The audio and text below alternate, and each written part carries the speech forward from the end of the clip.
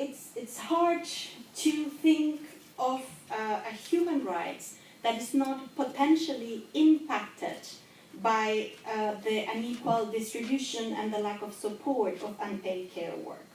So the lack of attention of unpaid care work, from my point of view, is one of the missing pieces in the debate about women's empowerment. And I will try to make that point today. Care underpins economic growth, productivity, social development, and social cohesion, but the cost of providing care are unequally shared across gender, income levels, social class, race, ethnicity, and other lines of inequality, impacting tremendously in the enjoyment of rights. We have heard from the previous speaker how the unequal or the burden of unpaid care work obstruct in many ways the access of women to paid and decent work. Heavy unpaid care responsibility is a major obstacle to women taking on unpaid paid employment or starting an income-generating activity.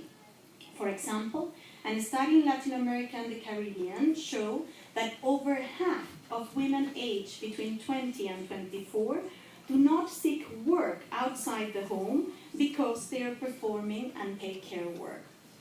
But this burden and the lack of support of unpaid care work also restricts women's opportunity for professional advancement, limits their pay level, and increases the likelihood of ending up on informal and insecure jobs, as we saw from the data that it was presented earlier.